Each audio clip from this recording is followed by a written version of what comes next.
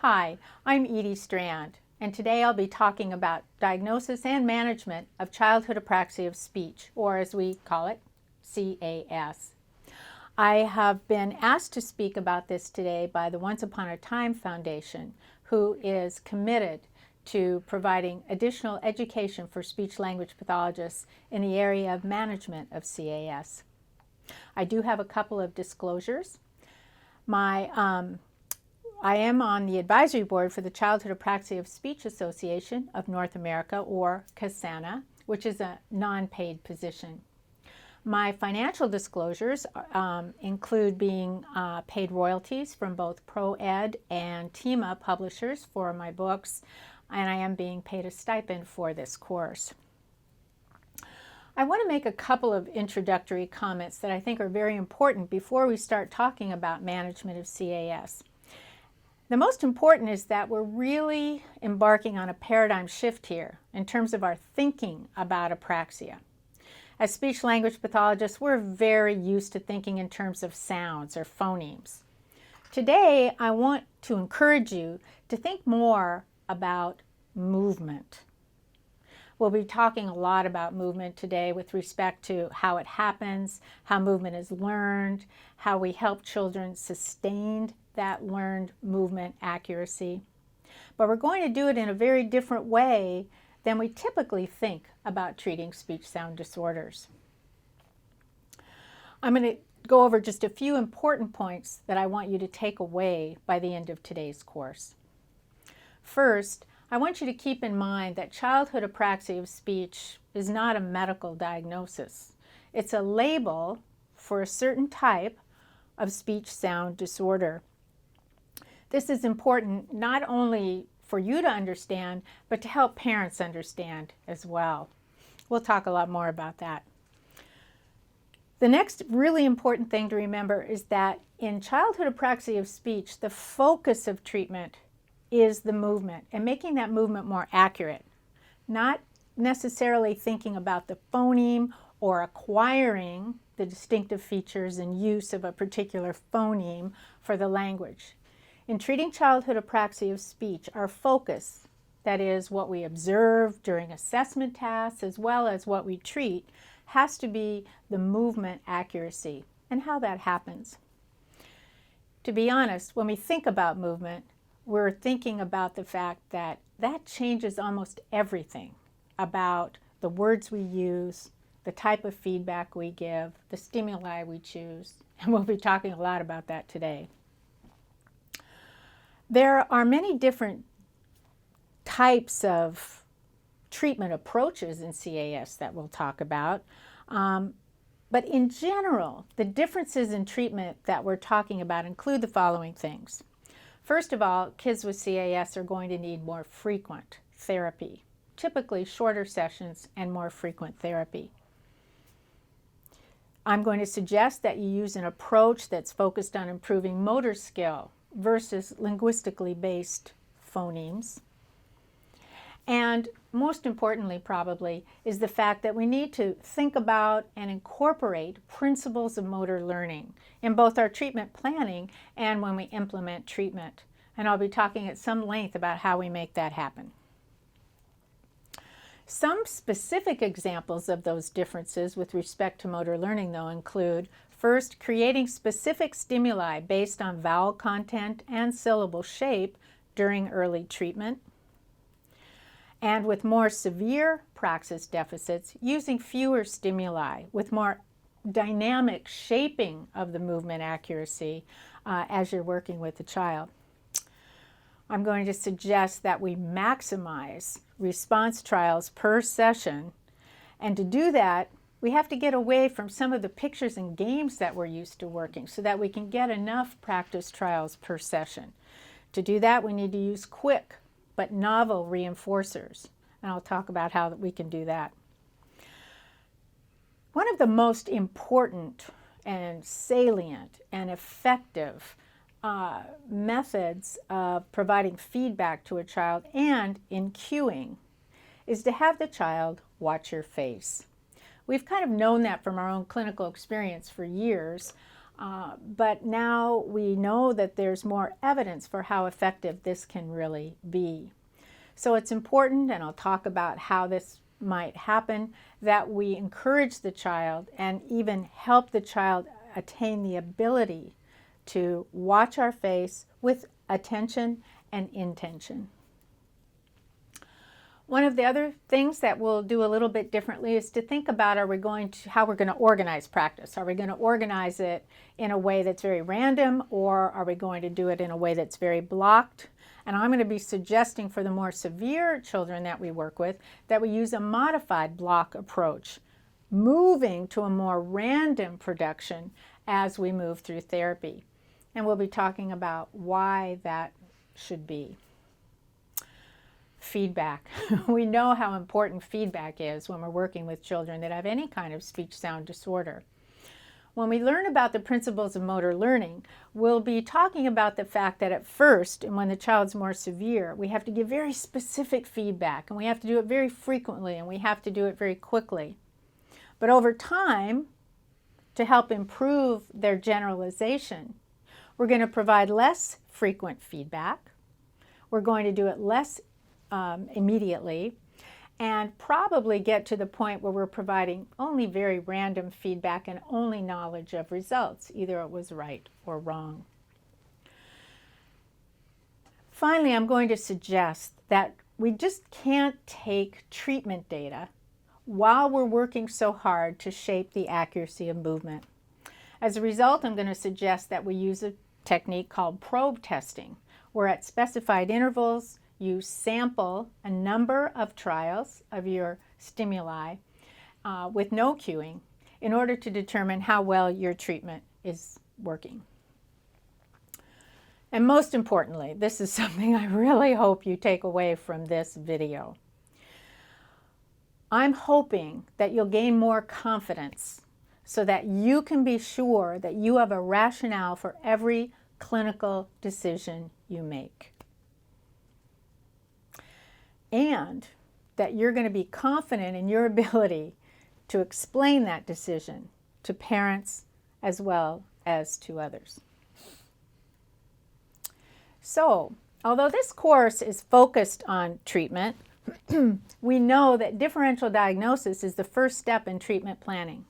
So that means we need to distinguish in any child with a speech-sound disorder how much of their problem is a linguistically based phonologic impairment versus a motor planning impairment, such as CAS, or a dysarthria, which is related more to weakness or difficulty with the execution of movement. Let's start, though, with just a brief introduction to childhood apraxia of speech, especially, especially for those people who maybe haven't worked with many children that have CAS. CAS is believed to be due to deficits in both the planning and programming of movement gestures for speech production. We'll talk a lot about what that means and how to explain it to parents. It often occurs along with language and phonologic impairment, but the deficit, when we use the word apraxia, relates more to that child's ability to specify parameters of movement, that is, motor programming, so that the movements occur at the right time in the right direction to get to the right place at the right time. Some of the main speech characteristics are vowel and consonant distortions, inconsistent voicing errors, prosodic errors, especially equal stress and segmentation, awkward and imprecise movement transitions, and finally groping and/or trial and error behavior that you typically see on elicited responses, but not so much in their spontaneous behavior. Here are some clips of children with CAS so that you get a sense of what these children may sound like and look like. How about potato? Potato, Potato. potato, And try to make your tongue tap at the end like mine. Let me show you first. Potato. potato, Good. And then make sure you spit it at the beginning. Potato. Again. potato, Perfect. Do it again. Potato. My turn. Potato. Potato. Make sure you spit it. Potato. Nice job. How about this one? Video. Video. Video. Video. Good try. Watch me. Let's do it together. I'll show you. And it goes video. Video. Beautiful. Video. Video. Good. Let's do it one more time, a little faster together. Ready? Video. Start with your bite your lip. Video. Nice job. My turn. Video. Video. Good try. Listen one more time. Video. Video. Good trying. Boo boo. Boo boo. Watch my lips this time. Boo boo. Boo boo. Good job. Can you try to go boo boo? Boo boo. Good trying. My turn. Mom. Mom. Do that again. Mom. Try again. Mom. Mom. Almost. Mom. That was a little better. Good. Eyes here. Peep. Is that what little chick says? Little chick goes, peeping. My turn. Beam. Watch Edy's mouth. My turn first. Peep. Beam. Good job. Let's try to do it all in one movement. Watch Edy. Peep. Beam. Better. Let's do it together again. Peep. Peep. My turn now. You wait. Peep. Beam. That was so much better. And we're just probing here. Tell me, movie. Boomy. Now I hear a lot of movie. Let's try to do a movie.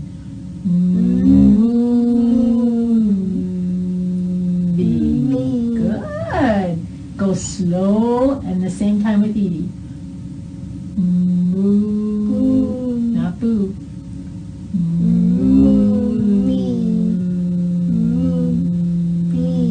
Let's go. Just stay there a minute, see what it feels like. Can you feel that? V. Play. A little more of an E. V, that's it. V. V. Good job. V. Good. V. V. Good. One more. V. Good. Movie. Boo. Moo. There you go. Now, I've been using the term childhood apraxia of speech. So what does that really mean? What does this word praxis mean anyway? Well, we're going to talk more about this later, but I want to begin talking about it now because it's very important that you understand what this word means, why we use this word as a label for some children with speech sound disorders, how it differs from execution problems, and later, of course, we'll be talking a lot about why it matters in terms of how we plan and implement treatment. First of all, let's talk about some praxis deficits versus execution deficits. In the praxis deficits, we're talking about deficits in the ability to conceptualize, plan, and program skilled volitional movement.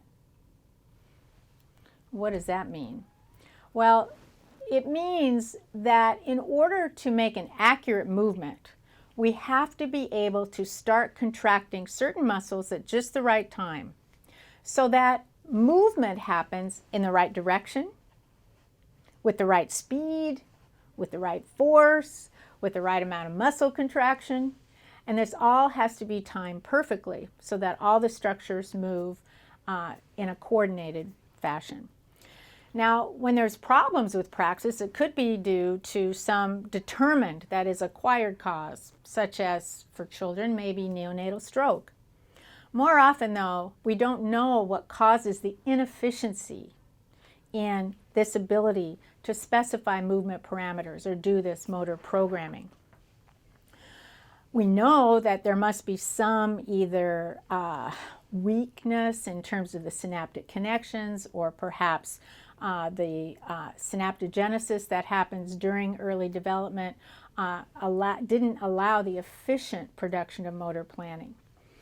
Regardless of what may have caused the problem, the important thing to remember and to tell parents is that we know how to treat it. And I'll be talking about that over and over again. Execution deficits, on the other hand, are usually caused by some known impairment, either in the central or the peripheral nervous system. It often presents as weakness, either due to perhaps spasticity or flaccidity, and results in decreased range of motion, decreased speed, decreased force of movement, and less ability to really vary the tightness of the muscles themselves during the movement. And that brings us to a really important point that we need to talk about. And the reason I want to bring it up here is that this is something that's often misunderstood by speech-language pathologists. We have less training in movement and neurology than many professions do, and so it's no surprise that this can be a confounding element when we are doing both assessment and treatment. And that's the difference between weakness and muscle tone. So let's spend just a moment talking about that. Muscle tone is a state of partial contraction of muscle fibers when the structure is at rest. And this is happening all the time. As you're sitting there or standing there, your muscles are always in a partial state of contraction. And this is maintained by a number of processes that we don't have time to go over today. They're especially influenced by the cerebellum. They include processes such as the gamma loop and the stretch reflex. Now, for some reason, the term muscle tone is often equated with strength. So if you read a report that says the child has generalized low tone, you might be tempted to think, oh, that means the child's weak and I better work on strengthening. But they really aren't the same thing.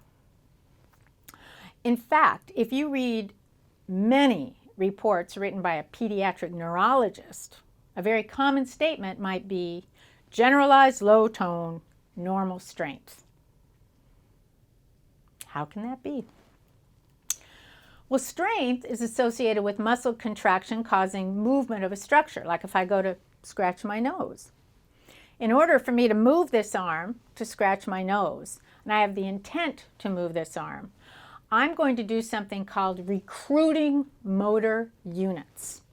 Now, a motor unit is just neurons in our brain, and we have upper motor neurons and lower motor neurons that talk to each other. So we recruit these upper motor neurons, usually up in motor strip, and we say, okay, I'm going to recruit this many of these upper motor neurons because I need this much strength to move this arm to get to my nose. Well, those motor neurons, the upper motor neurons, send the message down to the lower motor neurons. Now, for the limbs, it will be somewhere in the spinal cord, but for the face, for the muscles we use for speech, it's going to be in the brainstem. It's those lower motor neurons then that send out fibers that actually wrap around muscle fiber and cause muscle fibers to contract, which cause structures to move. So that's a very different process than what we talked about for muscle tone, which is just a partial state of muscle contraction at rest. So the point is, a child can come in with generalized low tone and still have enough strength, normal strength, for speech. Now, we know that strength increases if we overload the muscle in some way. Either we increase the size and or number of muscle fibers themselves, or we recruit a greater number of motor units, and or we increase the firing rate of those motor units. Now, even a child with generalized low tone might be able to recruit enough motor units at a firing rate that makes the movement adequate in strength for speech. So, tone and strength, we really want to think about as being two different things. We want to remember that if a child has generalized low tone, they may not actually be weak for speech production. So I want to ask you to think for just a minute about what kind of evidence you could look for that would help you feel confident that a child is not weak for speech, and therefore confident that you don't need to do strengthening activities as part of your therapy. Let me give you some hints.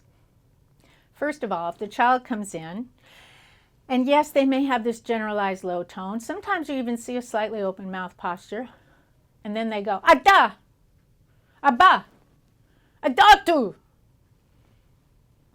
Good respiratory support, good subglottal air pressure, good phonation, good plosing. You don't have any evidence for weakness in that scenario. No nasality. That means that the velum is moving fast enough and strong enough to actually block the nasal pharynx. Good volume, good respiratory support is other evidence that the child is not too weak for normal speech production. I think it's okay to think about the fact that if the child is observed to have normal plosing, good respiratory support, good volume, no nasality, that you're pretty safe in making the decision, I don't need to work on strengthening, even though this child may have generalized low tone. Now, does that mean they don't need OT or PT? Probably not. They probably will be in OT and PT. What I'm saying is we don't need to work on strength for speech if we're observing these behaviors. Now, if the child actually is weak, which is often due more to some problem with the lower motor neuron or due to spasticity, I want you to ask yourself, is childhood apraxia of speech the appropriate diagnosis in that case? Or would dysarthria be a more appropriate diagnosis? Similarly, if the child has good respiratory support and no nasality and can make plosive sounds without any error, ask yourself the same questions. Is childhood apraxia of speech the appropriate diagnosis? Or would dysarthria be a more appropriate diagnosis? We're going to answer those questions as we go along in the course today. I'd like you to be thinking about these questions, though, as we go along. You may even want to jot them down if you don't feel sure about it right now.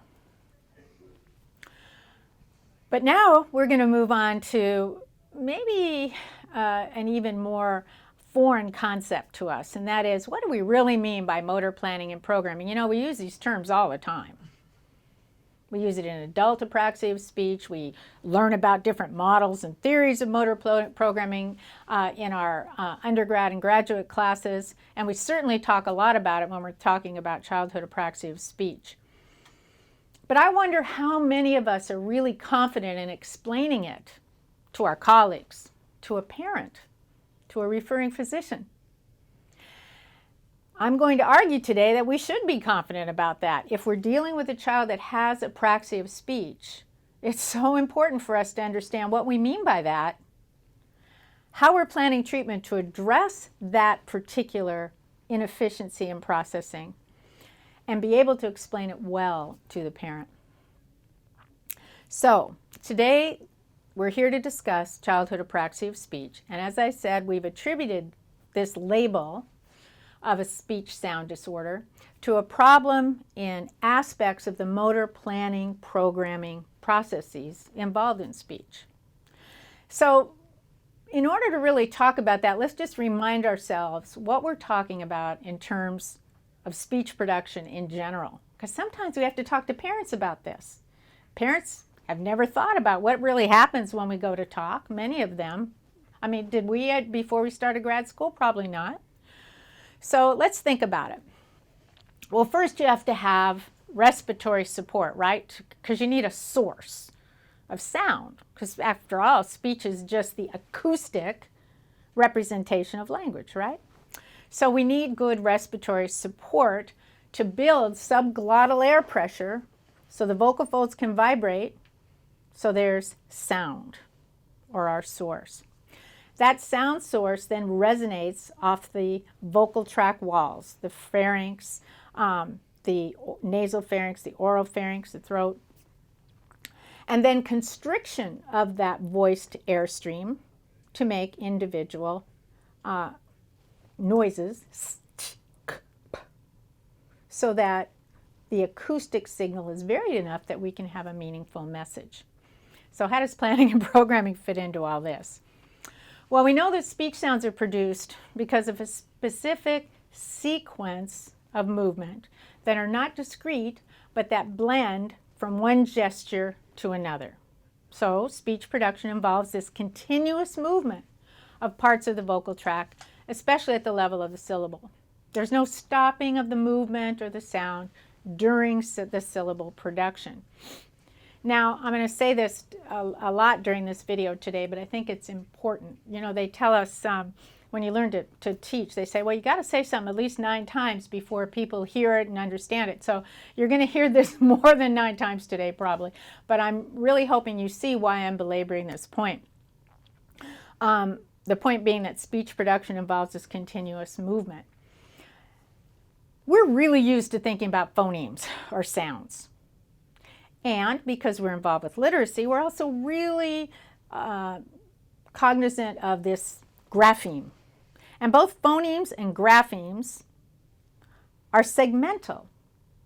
Phonemes are this conceptual unit that's in our mind, but not yet in any reality.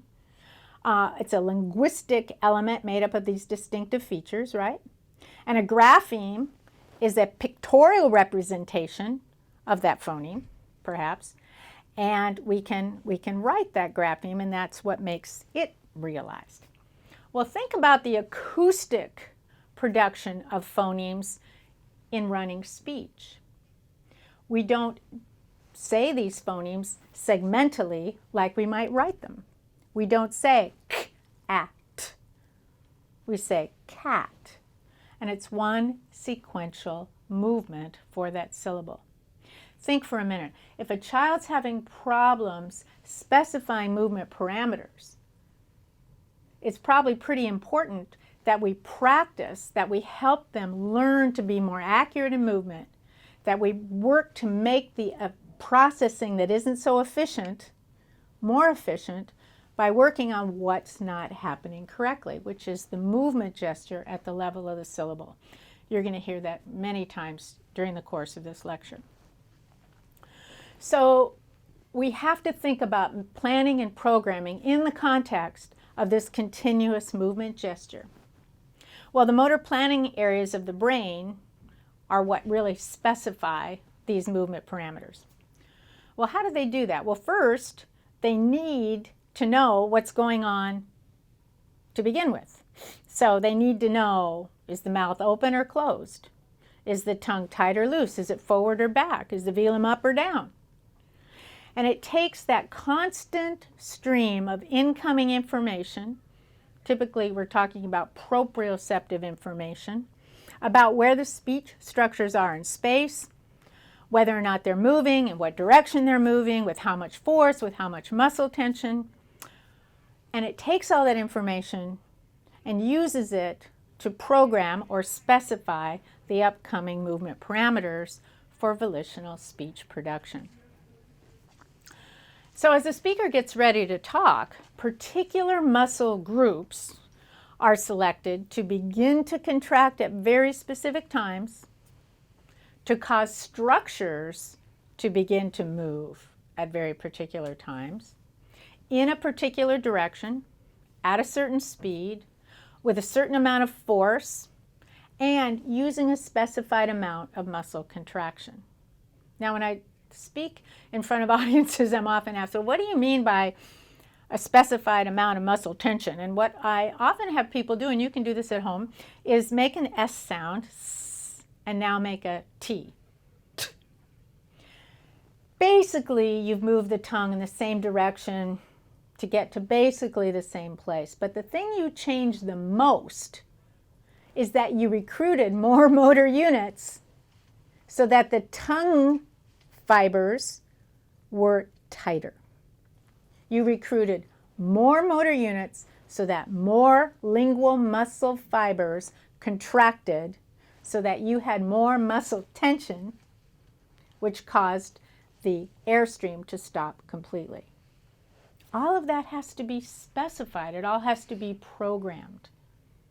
So the direction of movement, the speed of the movement, how much muscle contraction there is, how much force there is, all of that has to be specified. And think about this. It has to be specified for all the respiratory muscles, all the laryngeal muscles, the jaw muscles, the tongue, the velum, the pharynx, all in specific milliseconds so that everything comes together at the right place at the right time. I'm often surprised when I hear very young children learning to speak so easily. And I'm not surprised at all when children have a difficulty, because this is difficult stuff. Now we call these things that have to be specified parameters of movement. So the range of motion, the direction of movement, the speed, the force, and the amount of muscle tension. All of that has to be specified. So we call those parameters of movement, and that movement specification is really what we're talking about when we say or use the term motor programming. Now, we talk about the fact that these parameters of movement are specified. Again, that just means that particular muscle groups are selected to begin to contract at just the right time to allow the structures or the articulators to move in just the right time, at the right speed, to get to the right place at the right time. We call that reaching a spatial temporal target. Now, it might be easier to think about if they were segmental and you just had one movement to one target, whew, do the next one. But that isn't how it works. This, at the level of the syllable anyway, it's continuous gestural action. And I like to use the term movement gesture or movement transition to represent the fact that this is not a segmented movement, but that it's continuous. Now, for children that have significant difficulty with praxis for speech, it may be that the primary difficulty is with the specification of movement parameters, so that there's difficulty with the right articulators getting to the right place at the right time. But we don't know, there also could be difficulty with processing that afferent or incoming proprioceptive information that the motor planning areas of the brain need. So we're not sure exactly at what point is it a problem with the proprioceptive receptors, the pathways to the motor planning areas of the brain, the motor planning area of the brain itself. Because we can't be sure though, I'm going to be talking to you about ways in therapy that we can work to improve or at least make more salient proprioceptive processing, as well as working to improve the efficiency of the processing involved in this specification of movement or motor programming. To sum it up though, I think what I want to encourage you to do is to think in terms of assessing and treating these movement gestures or transitions rather than phonemes when we're actually interpreting assessment data, coming to a differential diagnosis, and certainly when we're planning treatment. Now, a child might have difficulty with this praxis for speech production that we've been talking about, and then we use the label childhood apraxia of speech. But they can also have difficulty with this praxis problem for volitional, that means on purpose or intended movement, that is non-speech, but still oral. Oral, non-speech movement. So these would be things like, show me how you kiss your dolly. Can you cough? Show me how you cough. Can you smack your lips like this? Let me see you blow. Some children will have a great deal of difficulty organizing the movement, so we know now that's more specifying movement parameters to actually blow or kiss. For example, if you have given their dolly and you say, can you kiss your dolly's head? They might go, and just do an open mouth kind of touch. You ask them to blow, maybe they'll go, they know what they want to do, but they can't make their muscles move in the right direction with the right speed, force, etc. All the things we've been talking about. So that's called a nonverbal oral apraxia. Now, I will make the point later, but let me say it quickly now. If a child has apraxia of speech, they may or may not have an oral nonverbal apraxia. Some of the most severe apraxia of speech that I've seen in children were not accompanied by any nonverbal oral apraxia. Those kids were fine in that sense. Other children with apraxia of speech do indeed have a nonverbal oral apraxia. On the other hand, if a child does have oral nonverbal apraxia, the chances of you finding apraxia of speech go way up. So the child with apraxia doesn't necessarily have nonverbal oral apraxia. But if they have a nonverbal oral apraxia, you really want to be careful as you look for evidence for childhood apraxia of speech. Now, if a child has nonverbal oral problems because of actual weakness or paralysis, then their problems in speech production fall under a different label, which is dysarthria. We won't be talking about dysarthria very much today, other than to distinguish it from childhood apraxia. However, this is another caveat.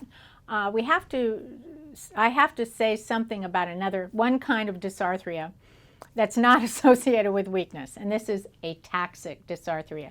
And the reason why this is so important to our discussion today is that there's a lot of overlap in the characteristics between ataxic dysarthria and childhood apraxia of speech, just to muddy the waters. You know, what we do is hard. It's really hard. We have to know a lot of stuff. We have to know a lot about cognition, a lot about language, a lot about child development, child behavior. We have to know about motor learning. There's just so much that we have to know in our jobs.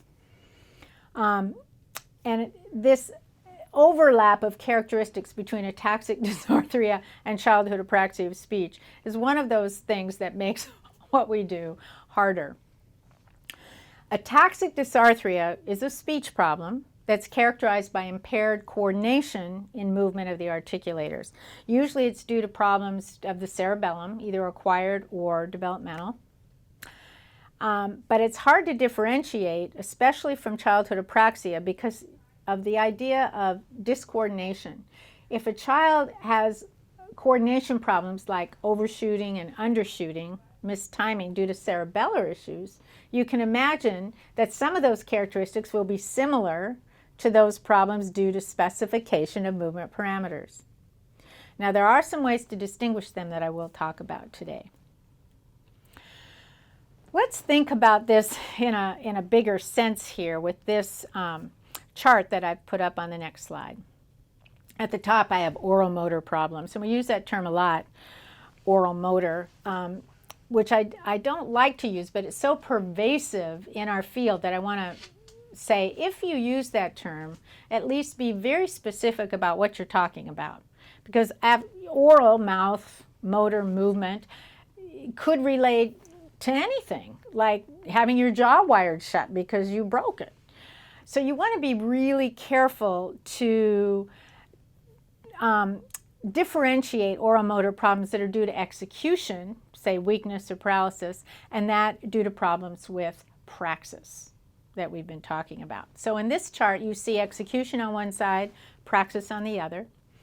Under the execution side, we see that results in actual weakness, or decreased range of motion, decreased strength, decreased speed, for example. And if you look further down under execution, you see that in the nonverbal context, we would end up with things like drooling and dysphagia.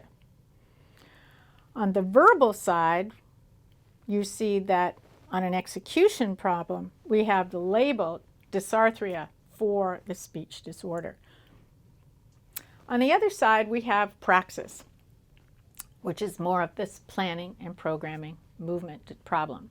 In the nonverbal context, we said we have a label for the problem, which is nonverbal oral apraxia. And then on the verbal side, we have the label childhood apraxia of speech. I have noted this big arrow here, though, that shows ataxic dysarthria does have overlap in terms of the characteristics with childhood apraxia of speech. So now we're talking about the differential diagnosis of speech sound disorders. And you see on the chart that I put up here that we have phonologic impairment versus motor speech impairment. And this will be a lot of what I'm talking about today with respect to differential diagnosis. How do we tell whether this problem is more due to a motor planning programming problem versus just maybe a more severe deficit in phonology? Under motor speech impairment, we have to differentiate childhood apraxia from dysarthria. So one more little caveat here. We've put a lot of emphasis on labels, on taxonomy, maybe even too much. I mean, these categories, these labels aren't discrete. They overlap. They co-occur. Children with childhood apraxia always have phonologic problems, right? And doesn't that make sense? If you have at least significant difficulty with planning and programming movement, you're going to have trouble practicing what you need to practice to develop the phonologic rule system for your language. Problems in one area are going to influence the development in another. Now, labels, though, are necessary. We need terms to talk to each other so we know what we're referring to. So we have to be careful not to put too much emphasis on a label and to recognize that these labels overlap, interact with each other, influence each other. And keep that in mind as we're working with the child, because labels change. Labels have to be considered in terms of the child's development and their developmental trajectory. Remember that as development proceeds, neurologic development and maturation continues long after birth, right? So we have to be cognizant of that as we're working with the child. As development proceeds, the characteristic of their speech problem may change. As therapy proceeds, hopefully the characteristics of their speech problem will change. They will improve. They may get to the point where they no longer have a set of characteristics that we associate with a certain label. We're here to talk about CAS. So when we're working with a child, they may have many characteristics of CAS. We feel confident in using that label for their speech disorder. We continue to work with the child, neural development continues, and we realize that at some point, they might just have some residual articulation errors, but really don't have enough characteristics of childhood apraxia to warrant the use of that label. We may always put in a report that the child has a history of childhood apraxia, because that may influence some of our decisions even as we're working with residual articulation deficits. But our therapy will be different at that point. And it's appropriate to discontinue using the former label of CAS and talk about it as just being in the past that may influence what we do now. So now we're going to move on to differential diagnosis.